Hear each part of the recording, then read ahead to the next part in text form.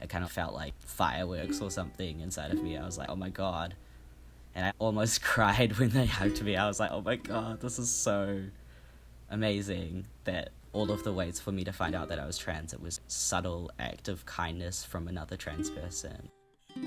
I'm Jasper Lior, and this is Gender Euphoria, the podcast where we break down what gender euphoria is and talk about the beautiful, wonderful, incredible parts of trans identity. I want to acknowledge that the trans experience is complex and diverse.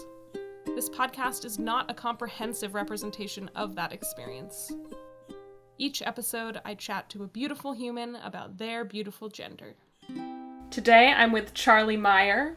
Charlie is a trans activist, dog person, and a Taurus. Thank you so much for being here today, Charlie. That's all right. How are you doing? I'm doing great. I like to begin by asking my guests how they identify and what their pronouns are. I identify as trans masculine and non-binary. I do also identify as a trans man, but I don't think I would ever just identify as a man. I feel like that's not me at all. There's something about non-binary that I really like, even though I really stick to being masculine. It's just I don't feel like I have this kind of kinship with other men in the same way. It's kind of hard to describe. Some of it is probably just experiencing misogyny and just the effect of just guys being assholes for a lot of my life. Makes sense why you wouldn't want to identify with that. Yeah. Especially when you have those kinds of attachments to this whole gender.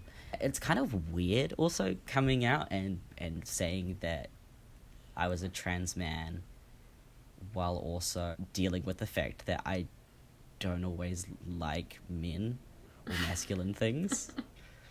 So many of the jokes I make, especially now, are like, men are the worst. And I'm over here, like, identifying as a man. So, yeah, it's quite funny. And so then I also use he, him, and they, them pronouns too. I mostly use he, him ones, but I don't know. People want to mix it up, that's fine with me. As part of being trans, there's this innate kind of knowing of yourself. To me, gender euphoria is having that part of you actually be seen by the outside world. It doesn't necessarily mean passing or anything kind of just expression-wise, but it's a sense of being understood for who you are, even if it's not explicit all the time. The thing that trans people, non-cis people experience and struggle with is really not being seen because everything is so binarily gendered. And so when we do feel seen, it feels really good. It's just crazy that when I think about my experience growing up, because I come from a rural part of New Zealand, I never encountered anyone who was not cis. It wasn't until I moved to the city that I met the first trans person ever. And I just remember being like, oh my god, I don't know why, but I am so excited and nervous to talk to you. And this is before I knew anything about my gender. I also remember people casually being transphobic to me about them. And it was such a strange thing. I have to defend this person because they're part of my community. But there was something even more. I was like, you're talking to my brother. You're talking about my brother right now. And I hadn't actually spoken to this person yet. But as soon as anyone said anything about them, I was like, they're a good person. I will defend this person till the day I die. And I never even chatted to this person at all. But then he also recognized that too, that we both had this thing that was kind of unspoken. The craziest part is that he actually helped me understand that I was trans as well. When we were at the Cube, we had the final dinner of everyone all together celebrating the year, and I was wearing a white button-down shirt for the first time and a bow tie. Matthias came up to me and was like, oh, I saw you from across the room, and I was like, they look so great. It was the first time that anyone had used they, them pronouns for me. I remember just being like, oh my god, this is exactly what I needed. This is changing my life right now. It kind of felt like fireworks or something inside of me. I was like, oh my God. And I almost cried when they hugged me. I was like, oh my God, this is so amazing that all of the ways for me to find out that I was trans, it was a subtle act of kindness from another trans person. I see you and I accept you and you are a brother to me in that moment. And now we're really good friends as well. That's my big thing that means so much to me about gender euphoria, was that. I think one of the best parts is that as a queer person, just being visible, you don't know the effect that you have on closeted people around you, and you can be affecting people's lives for the better and not know it. And that's kind of awesome as well. That's why visibility is so important, and why I don't want to be passing. I want people to know that I'm trans. Yeah, I totally feel that. I feel like there is this kind of negative vibe that goes along with passing culture. It's you are not valid until you conform, which is so bizarre considering the history of queerness. It's just, when has that ever been a thing? Why would we want to? And like you're saying about visibility, is the most important thing, to be seen in that way. I remember at the beginning really caring a lot about it. It's one of those situations that I'm still really insecure about. Obviously, I have internalized transphobia as well. But I also would never hide my transness. It's one of the things I like the most about me. It's really cool that your moment, I kind of think of it as the glass shattering moment where you're like, oh, I'm not cis. Yeah. That moment for you was a moment of gender euphoria. Yeah. Whereas for me, and now I'm interested to hear what other people have to say about their moments, but my moment was definitely dysphoria. Yeah, really lucky. You can't really pick those moments either. It's so random, but it started my, I don't know what term you use, but I always describe it as a gender journey. Mm-hmm. It started that off on such a happy place. Obviously, it hasn't been great at times. Totally. But for it to start that way, and for quite a while it was only getting better. I just was well accepted by my family and friends, and it was such a blessing that I felt safe, I suppose. When do you think you first were able to name, this is gender euphoria that I'm feeling? In that moment, I felt that it was a different kind of happiness that was connected to my gender. Yeah, so that moment I did know it was gender euphoria, because I never felt anything like it before. And I probably would have been able to use those words to describe it as well. That was probably the first time I'd felt gender euphoria and been able to name that if someone had asked me how I felt. It definitely took some time before I was fully aware. Obviously, what about you? When did you experience gender euphoria and you were able to name it? For a long time, not even a long time, because I just came out and realized I wasn't cis a few months ago. But in the beginning, up until kind of recently, I didn't think that I had ever experienced gender euphoria.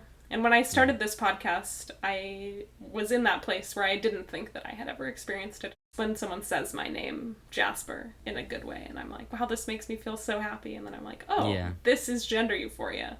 And then I can think back to other littler moments of being seen throughout these months and be like, oh, that's what that is. I think it's not until you actually see yourself, you look back and you're like, oh, there are moments where I did feel gender euphoria, but I couldn't name it, or I didn't know in that time. Some of it is so explicit, and I'm like, fucking hell, how did I not?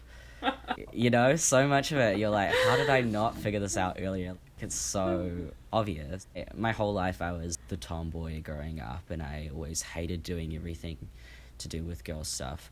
I mean, not everything. There are obviously moments where one of my friends called me, said, yeah, man. And I was like, oh, I love it when you say that. And he was like, why? Why is that something? Yeah. And You know, I was like, I don't know, I just do. And that was before I'd even come out as gay. I didn't know anything really about myself. Especially like when I was working in customer service, even when people would say mate, thanks mate, I would just lose it. I would be so happy for the rest of the day. It's kind of like, you know, non-specific when it comes to gender, but it was exactly what I needed. I think one of the funniest parts for me was that queerness was so evident in the media that I consumed. Me and my twin sister we watched like a trans YouTuber. This is when I was 16, I think. We watched this trans man, and I still watch him now, but I don't think she does. Everything I knew about transness was from this guy. Through that experience, I feel like because I had a need almost to watch all of this guy's content, and my sister was just kind of like there with me while I was doing that. Of course, when I came out, we've been watching this guy for 5 years, and you're extremely not cis, and you hate the fact that people call you this gender. There's something interesting about having one person that's trans and one person that's cis in a pair of twins. Yeah. Because we had the same life experiences for the longest time, and then I just kind of swayed from that, I suppose. What does gender euphoria feel like to you? A lot of the time it feels like a tingling feeling for me, and it feels like a rising happiness that stays for a while. Every time that someone calls me Charlie, it's like a little click of like, I'm a little bit happier that someone has called me my name. Which, I mean, of course they would. I've been out for ages. The smallest things make so much difference to me even this far along. And I think part of it is kind of, I feel like I kind of owe an amount of humbleness for my past self. I feel like I have to appreciate all of the little things that in the past I would have been like, oh my gosh, this is never gonna happen for me, when people do use the right pronouns or use the right name or don't assume that I'm cis. It's all appreciated in the end. And I don't really forget about it either. I always hold on to those moments, which is really nice. Gender euphoria can really stack up. Yeah, absolutely. I feel that way. Binding always gave me a lot of euphoria, but also dysphoria because of that fact. Like, I love that I'm binding, but I also hate that I have to bind. It's kind of a loop as well. Yeah, totally. But yeah, so then when I got top surgery, and the way I got top surgery was so kind, I ended up doing a fundraiser, and so many people gave me money, and there were people who I hadn't spoken to in so long that donated and gave me a message that they were like, we support you. Felt really privileged. And then when I got it, and I mean, I don't think it really sunk in for a long time, and there was one day where I just like put a shirt on because I was able to have movement and everything again. I just put on a t-shirt and was like, oh my god, this is my body. And every time I look in the mirror, I'm like, oh my god, this is my body. Like, this is what I look and how I've been supposed to look my whole life. There are all these crazy things that every time I look at myself in the mirror, I'm like, this is what I was supposed to look like.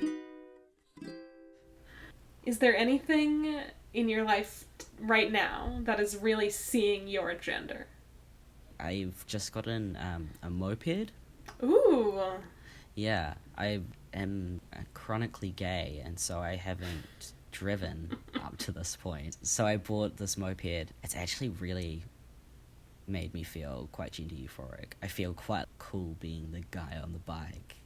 Mm-hmm. That's That's quite awesome. euphoric for me. Yeah. So I guess the helmet is kind of a big thing for me. Yes. Gender euphoria on a moped. I see Yeah. it. Yeah. It's kind of iconic.